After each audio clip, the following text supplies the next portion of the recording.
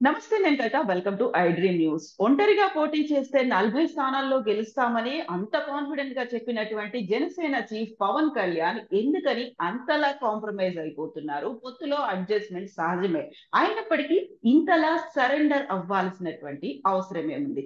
ప్రస్తుతం మనతో పాటుగా ఉన్నారు వైఎస్ఆర్సీపీ యూకే కన్వీనర్ చింతా ప్రదీప్ గారు. ప్రదీప్ గారు, నమస్కారం అండి. నమస్తే కవిత గారు. ఐ డ్రీమ్ ప్రేక్షకులకి నమస్కారాలు. ఎన్నికలు ఇంకా మొదలు కాకముందే, నామినేషన్లు సబ్మిట్ చేయకముందే, బీఫామ్లు అందుకోకముందే చాప చుట్టేస్తున్నాడు పవన్ కళ్యాణ్ అనిపిస్తుందండి మీ కామెంట్స్ చూస్తే. గాయత్రి మంత్రంలో 24 అక్షరాలు అన్నాడు. బ్రహ్మర్షి విశ్వామిత్ర బ్రహ్మ పదానికి కూడా 24 అనే ఏదో డైలాగ్ చెప్పాడు. కానీ ఆ 24 కాస్త ఈ రోజు 21 అయింది. అవి రానున్న రోజుల్లో మరింతగా తగ్గే అవకాశం ప్రస్ఫుటంగా కనిపిస్తుందండి. ఇప్పుడు ఉదాహరణకి భీమవరంలో ఈ రోజు రేపు అంజిబాబు అంటే వీరాంజనేయులు అనే ఆయన, మన గంటా శ్రీనివాసరావు వియ్యంకుడు, తెలుగుదేశం నుంచి అధికారికంగా జనసేన పార్టీలో చేరుతున్నారు. కేవలం అక్కడ జనసేన వారికి సీటు కేటాయించారు కాబట్టి తెలుగుదేశం అతను వచ్చేసి జనసేనలో జాయిన్ అవుతున్నాడు. సో ఆ 21 కాస్త నాకు తెలిసి చివరికి అంటే జనసేన కోసం కష్టపడిన వాళ్ళల్లో ఒక 10 మందికి అయితే సీట్లు వస్తాయని నేను అనుకుంటున్నాను. ఆ 21లో కూడా ఇంకో 11 చంద్రబాబు నాయుడు మనుషుల్ని జనసేనలోకి పంపిస్తాడు. సో చివరికి ఏ 10 సీట్లు వాళ్ళకు వస్తాయన్నది నాకు అనిపించిందండి. ఇప్పుడు కనీసం బీజేపీకి 6 ఎంపీ స్థానాలు, అందులో కూడా జనసేనకి కేవలం 2 స్థానాలు. అంటే ఏ స్ట్రాటజీ ఎవరు అనుసరిస్తున్నారు అసలు? అంటే ఇక్కడ పవన్ కళ్యాణ్ కి కొత్త పేరు పెట్టొచ్చేమండి, త్యాగాల త్యాగరాజు అని చెప్పేసి. అంటే లాస్ట్ ఎలక్షన్స్ ని కొలమానంగా తీసుకున్న, వచ్చిన ఓటు పర్సంటేజ్ తీసుకున్న దామాషా పద్ధతిలో అయినా పవన్ కళ్యాణ్ కి 5-6 ఎంపీ స్థానాలు అయితే రావచ్చు. ఎందుకంటే అతనికి లాస్ట్ టైం 7% ఓటు వచ్చింది. బీజేపీకి కేవలం 0.5% మాత్రమే వచ్చింది. అండ్ బీజేపీని ప్రసన్నం చేసుకోవడానికి చంద్రబాబు నాయుడు పవన్ కళ్యాణ్ ని పావుగా వాడుకుంటున్నాడని మనం గత 3 ఏళ్లుగా చెప్తూనే ఉన్నామండి. 2020 జనవరిలో ఎప్పుడైతే పవన్ కళ్యాణ్ వెళ్లి అధికారికంగా నేను బీజేపీతో పొత్తు పెట్టుకుంటా అని చెప్పాడో, ఆ రోజు నుంచి కూడా చంద్రబాబు నాయుడు పవన్ కళ్యాణ్ ని వాడుకుంటున్నాడు ఈ పొత్తు కుదరడానికి. కానీ చంద్రబాబు నాయుడిని నమ్మడానికి, అంటే ఇప్పటికి కూడా నమ్ముతున్నారని నేను అనుకోవట్లేదు. చంద్రబాబు నాయుడుతో పొత్తు పెట్టుకోవడానికి బీజేపీ ససేమిరానింది. చాలా చాలా చాలా మల్ల గుల్లాలు పడిన తర్వాత ఇప్పుడు ఓకే అన్నారు. అది కూడా ఎందుకనేది నాకు అనిపించేది ఏంటంటే, కాంగ్రెస్ కి చెక్కు పెట్టడానికి, ఇప్పుడు షర్మిల గారి కాంగ్రెస్ ఆంధ్రప్రదేశ్ లో వచ్చింది కదా, కాంగ్రెస్ కి చెక్కు పెట్టడానికి బీజేపీ పావులు కదుపుతోందన్నది ఇక్కడ క్లియర్ గా అర్థమవుతుందండి. అండ్ పవన్ కళ్యాణ్ అనేవాడు ఒక బ్రోకర్. అంటే ఇక్కడ తప్పుగా అనుకోవద్దండి, బ్రోకర్ అంటే లైక్ అనుసంధానం చేసేవాడు, అనుసంధానకర్త ఆ రెండు పార్టీల మధ్యలో. సో ఇప్పుడు ఎవరైనా మీడియేటర్ ఉంటే అండి, చిన్న ఎగ్జాంపుల్, ఇల్లు అమ్మేవాడికి ఇల్లు కొనేవాడికి మధ్యలో ఒక బ్రోకర్ ఉంటాడు.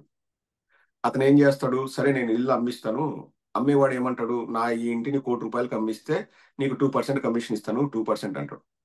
కొనేవాడు ఏమంటాడు, ఆ ఇంటికి ₹1,00,00,000 వాల్యూ లేదు, నేను 90 లక్షలే ఇస్తాను, లేకపోతే 95 లక్షలే ఇస్తాను అంటాడు. సో మధ్యలో ఉండే వ్యక్తి ఏం చేస్తాడు, లేదు లేదబ్బా ₹1,00,00,000 కొను అని ఇక్కడ, లేదబ్బా 90కి అమ్మని చెప్పేసి అక్కడ అనుసంధానం చేస్తారు వాళ్ళిద్దరిని. సో అతను ఏమంటాడు, ఇప్పుడు 90 లక్షలకి వెళ్ళింది అనుకోండి, 2% కమిషన్ అంటే 1,80,000 కమిషన్ రావాలి మధ్యలో ఉండే వ్యక్తికి, బ్రోకర్ కి. కానీ ఇతను అప్సెట్ అవుతాడు, లేదు నేను ₹1,00,00,000 కంటే నువ్వు 95 లక్షలకి అమ్మించావు, అది అప్సెట్ అయితే అతను ఏమంటాడంటే, సరే అబ్బా నా ఒక 30,000 ఫీజు నా తగ్గించుకో, నాకు 1,50,000 లక్షలు ఇవ్వు, ఇంకా ఏం చేయగలను నేను, సరే అయిపోతుంది కదా అయిపోని అని చెప్పేసి ఏదో చేస్తారు మామ అన్నట్లు. సో ఇప్పుడు పవన్ కళ్యాణ్ కూడా యాజ్ ఇట్ ఈస్ గా మధ్యలో బ్రోకర్ గా ఉండి, సరే అబ్బా మీరిద్దరు పేచి పెట్టుకున్నారు కదా, నాకే ఒక ఎంపీ సీట్లు తగ్గించేసింది, ఇచ్చేది 3 అన్నారు, ఒక ఎంపీ సీట్ తగ్గించేసింది, ఒక 3 ఎమ్మెల్యే సీట్లు తగ్గించేసింది, సరే పొత్తు పెట్టుకుందాం అయిపోద్ది కదా. ఎందుకంటే ఈ పొత్తు కుదిరితే పవన్ కళ్యాణ్ కి ఆర్థికంగా బాగా లాభం ఉంటుందన్నది అది open secret. So Pawan Kalyan జన సైనికులే కదా పనిచేసింది, వాళ్ళు గొర్రెల్లాగా చేశారు, ఇప్పుడు 24 కాదు 21 వస్తే 15 వస్తే నాకేంది, ఏదో ఎన్నో కొన్ని తీసుకున్నాము, తీసుకొని ఈ పొత్తు కుదిరితే నాకు డీల్ కుదిరినట్లే కదా, నా డబ్బులు నాకు వస్తాయన్నట్లు పవన్ కళ్యాణ్ యాక్ట్ చేస్తున్నాను. ఇప్పుడు ఒక బహిరంగ సభ పెట్టి, బహిరంగ సభలో తాడేపల్లిగూడెంలో గాయత్రి మంత్రంలో 24 అక్షరాలు ఉన్నాయి, లేకపోతే బ్రహ్మర్షి విశ్వామిత్ర 24 అని చెప్పేసి 24కు ఒక చేంతాడంత స్టోరీ చెప్పిన నువ్వు లాస్ట్ గా 24 కూడా నువ్వు అంటి పెట్టుకోలేకపోయావంటే ఎవరిది ఫెయిల్యూర్? మళ్ళీ అది కూడా వచ్చేసి జన సైనికుల మీద పడి ఏడుస్తాడేమో, మీరే కారణం, మీరే కారణం అని. ఉమ్. ఏ విధంగా చూడాలి నాకైతే అర్థం కావట్లేదు. ఇప్పుడు ఒప్పుకున్న 24లో కూడా నీకు కోత పెడుతుంటే నువ్వు నిమ్మకు నీరెత్తినట్టు ఏదో చోద్యం చూస్తున్నట్టు చూస్తూ సరే నాకు 21 ఇవ్వడం అనడం ఎంతవరకు సమంజసం? సో మీరన్న జనసేన కార్యకర్తలు సీనియర్ లీడర్లు ముందు నుంచి ఒక పవర్ షేరింగ్ ఉండాలన్నారు, లేకపోతే కనీసం డిప్యూటీ సీఎం అయినా ఓకే అనుకున్నారు. కానీ ఇప్పటికీ ఇంత కాంప్రమైజ్ అవ్వాల్సినటువంటి అవసరం ఏముంది? అడ్జస్ట్మెంట్లు అంటే కామన్ గా ఉంటాయి, ఎవరికి ఎంత మెజారిటీ ఉంది లేకుంటే వాళ్ళ ఎక్స్పీరియన్స్ ను ఇవన్నీ బేస్ చేసుకొని ఉంటాయి. మరీ ఇంత కాంప్రమైజ్ అవ్వడం, at the same time Mudragada Padmanabham కూడా నేను వదిలి వెళ్ళిపోతున్నాను, జగన్ ని రెండోసారి సీఎం చేయడమే నా ఏకైక ఎజెండా అనే మాట లేఖాస్త్రం వచ్చింది. దాన్ని ఎందుకు రియలైజ్ అవ్వలేకపోతున్నారు ఇంకా? మంచి ప్రశ్న అడిగారండి. మొన్న సభలో కూడా పవన్ కళ్యాణ్ ఒక మాట అన్నాడు. ఏంటంటే వైఎస్ఆర్ కాంగ్రెస్ పార్టీ కార్యకర్తలు కానీ సపోర్టర్స్ కానీ జగన్ గారు ఏం చేసినా జగన్ గారి వెంటే ఉంటారు, అంటి పెట్టుకొని ఉంటారు. డైహార్డ్ కార్యకర్తలు ఉన్నారు, వారు ఎటు వెళ్ళరు. అసలు జగన్మోహన్ రెడ్డి గారు ఏం చేసినా గానీ ఆయన వెంట నడిచే సైన్యం ఆయనకు ఉంది. అది అంటే ఒక అదృష్టం జగన్మోహన్ రెడ్డి గారికి అన్నట్లు చెప్పారు ఎవరు, పవన్ కళ్యాణ్ గారు. ఇక్కడ మనకెందుకు అట్లా ఉండరు అని చెప్పేసి, మనకెందుకు ఓటు వేయట్లేదు, నా సినిమాలు చూస్తారు కానీ జగన్మోహన్ రెడ్డి గారికి ఓటు వేస్తారు అన్నట్లు మాట్లాడారు పవన్ కళ్యాణ్ గారు. ఆయన ప్రశ్నలోనే సమాధానం ఉంది. ఈ రోజు ముద్రగడ పద్మనాభం గారు వెళ్ళిపోతున్నారన్నా, లాస్ట్ టైం నీకు 10 సీట్లు వచ్చింటే నువ్వు ఎక్కువ సీట్లు అడుగుతా అని నువ్వు వాళ్ళ మీద అరిచినా లోపం ఎక్కడ కనిపిస్తుందండి? లోపం పవన్ కళ్యాణ్ లో కనిపిస్తుంది. నాయకుడు అన్నవాడు ధీశాలి అయితే, నాయకుడు అన్నవాడు ముందుండి నేను నడుస్తాను, నా వెనకరండి, ముందరి నుంచి వచ్చే తూటాలు గాని బాణాలు గాని నేను తీసుకుంటాను, మీకు నేను రక్షణగా ఉంటాను అని నాయకుడు భరోసా ఇస్తే కార్యకర్తలు వెంట నడుస్తారండి. మీరు ముందెళ్ళండి, మీరు ఎంతమంది చచ్చిపోతారో తర్వాత మిగిలిన వాళ్ళని నాకు రక్షణగా ఉండండి, తర్వాత నేను వెనకలొస్తాను అంటే వాడు నాయకుడు కాదు. ఇప్పుడు నాకు లాస్ట్ టైం 10 సీట్లు ఇచ్చిండే నేను ఎక్కువ సీట్లలో పోటీ చేసేవాడిని ఈసారి అన్నానంటే, ఇప్పుడు సినిమా ఫ్లాప్ అయితే ఎవరిదండి responsibility? Audience responsibility. Cinema flop అయితే సినిమా తీసిన హీరోది, డైరెక్టర్ది, వాళ్ళది రెస్పాన్సిబిలిటీ అవుతుంది కానీ ఆడియన్స్ ఎట్లా రెస్పాన్సిబిలిటీ అవుతుంది? పవన్ కళ్యాణ్ సేమ్ అట్లే చెప్తున్నాడు, నేను సినిమా తీశాను మీరు చూడలేదు తప్పు మీది అన్నట్లు. ఇక్కడ పవన్ కళ్యాణ్ అనే వ్యక్తి నాయకుడు కాదండి. అంటే ఆయనకేంటంటే ఏదైనా ఇన్స్టెంట్ గా జరిగిపోవాలి. ఇప్పుడు సినిమాల్లో ఒక షాట్ రెడీ అంటారు, గొడుగు కింద నుంచి వెళ్తాడు ఎండలో, అట్లా ఇట్లా కొట్టినట్టు కొడితే ఎవడో స్టంట్ మీద ఎవడో ఎగిరి పడతాడు, మళ్ళీ వచ్చేసి గొడుగు కింద కూర్చుంటాడు. ఈలలు క్యాక్లేసి దేవుడి కోసం పవన్ కళ్యాణ్ కోసమే వేస్తారు. అబ్బా చూడు ఎలా కొట్టాడు మా హీరో, ఆ విలన్ ఎంత పైకి ఎగిరెగిరి పడ్డాడు చూడని. పాపం పల్టీలు కొట్టేది, ఎగిరెగిరి పడేది, దెబ్బలు తినేది అంతా కూడా స్టంట్ మెన్లు. సో మళ్ళీ గొడుగు కిందకి వస్తేనే ఒక జ్యూస్ లేకపోతే టవల్ ఇచ్చేసి మేకప్ టచింగ్, మళ్ళీ ఒక 10 మంది వచ్చేసి ఫోటోలు తీసుకోవడం, ఇవన్నీ చేస్తే వాళ్ళకి ఆ వాతావరణం నుంచి వచ్చిన పవన్ కళ్యాణ్ ఇక్కడ కూడా నేను చేసింది చాలా ఎక్కువ. ఎందుకంటే సినిమాలో ఇప్పుడు హీరో సినిమాను మోసిన హీరో చేసేది ఎంతసేపు ఉంటుందండి? ఒక అరగంట ఉంటుందేమో అన్ని సీన్లు కలిపితే, లేకపోతే ఒక 45 మినిట్స్ ఉంటుంది. అందులో కూడా మళ్ళీ ఎవరు ఆ హీరో జంపింగ్లు లేకపోతే బైక్ చేజులు కార్ చేజులు, ఆ హీరో ఉండడు, డూప్ ఉంటాడు. కానీ పేరు ఎవరికి వస్తుంది? సినిమా హిట్ అయితే హీరోకి వస్తుంది. సో ఇప్పుడు పవన్ కళ్యాణ్ చేసేది కూడా అదే, మీరు నా డూపుల్లాగా, మీరు నా పనుల్లాగా, పని మనుషుల్లాగా మీరు తిరుగుతానని పేరు నేను తీసుకుంటాను. ఇప్పుడు రెమ్యునరేషన్ ఎక్కువ ఎవరికి ఇస్తారు? హీరోకి ఇస్తారు. ఇక్కడ కూడా రాజకీయాల్లో నాకు చంద్రబాబు నాయుడు ప్రొడ్యూసర్, నా ప్రొడ్యూసర్ నాకు రెమ్యునరేషన్ ఇస్తాడు, కానీ మీరందరూ కష్టపడాలి, మీరు నా సపోర్టింగ్ టీం అన్నట్లు పవన్ కళ్యాణ్ చేస్తాడండి. కానీ ఇక్కడ సారీ టు సే నాకేం పవన్ కళ్యాణ్ మీద వ్యక్తిగత ద్వేషం కానీ కక్ష కానీ లేకపోతే అతను ఎదగకూడదని నాకు ఉండదు. కానీ జరుగుతున్న పరిణామాలు చూస్తే హీఈస్ అన్ఫిట్ ఫర్ పాలిటిక్స్ అండి. అతను రాజకీయ నాయకుడుగా అతను ఎప్పటికీ కూడా సక్సెస్ అవ్వడు. తనను తాను నమ్ముకొని, తన కార్యకర్తలను నమ్ముకొని, తన కార్యకర్తల కోసం నేను ముందుంటా అని చెప్పేసి అహర్నిశలు కష్టపడితే ఆయన సక్సెస్ అవుతాడు. కానీ తాడేపల్లిగూడెం సభ జరిగి ఇప్పటికి 2 వారాల పైన అయిందండి.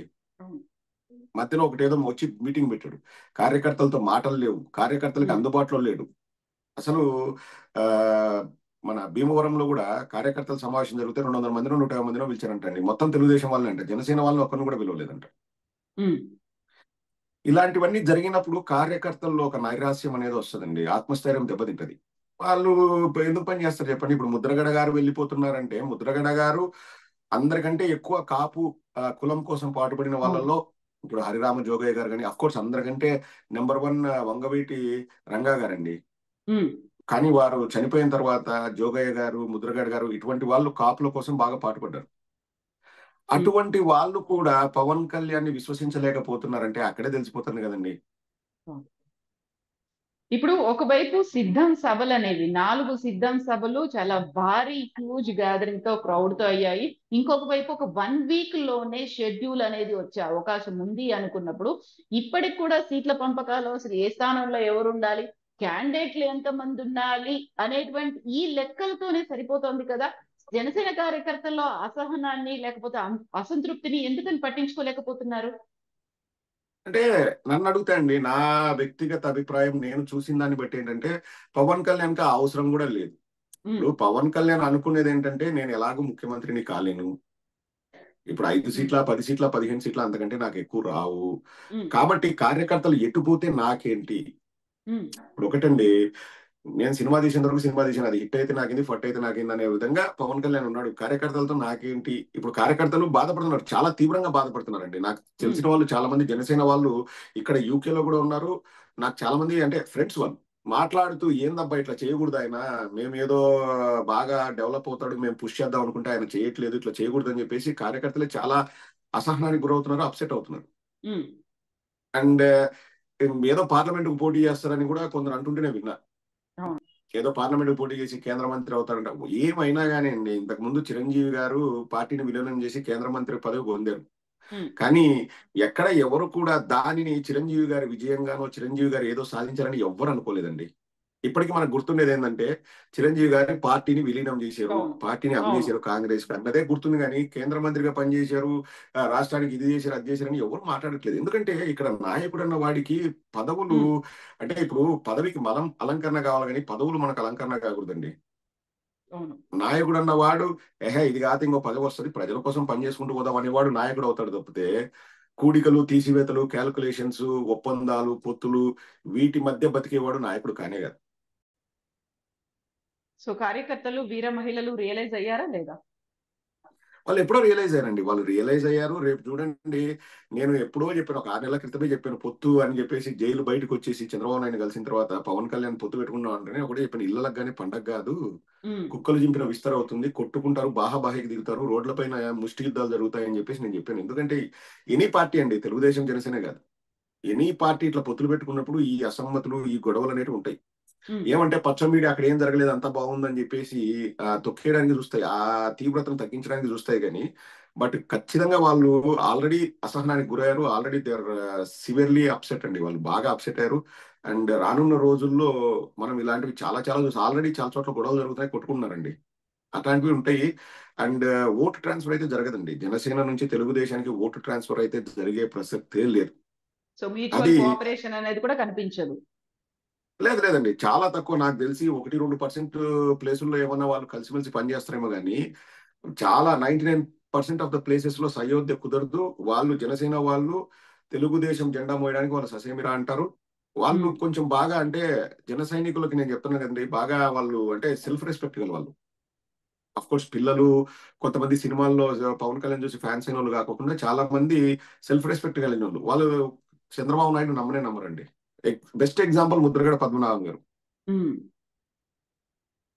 ఎస్ అండి, ప్రదీప్ గారు, థ్యాంక్ యూ సో మచ్. మళ్ళీ మనం మాట్లాడుకోవడానికి గోల్డెన్ టాపిక్స్ ఉన్నాయి. థ్యాంక్ యూ అండి. థ్యాంక్ యూ అండి. ఐ డ్రీమ్ ప్రేక్షకులందరికీ నా తరఫున శుభాకాంక్షలు తెలియజేస్తున్నాను. థ్యాంక్ యూ సో మచ్ అండి.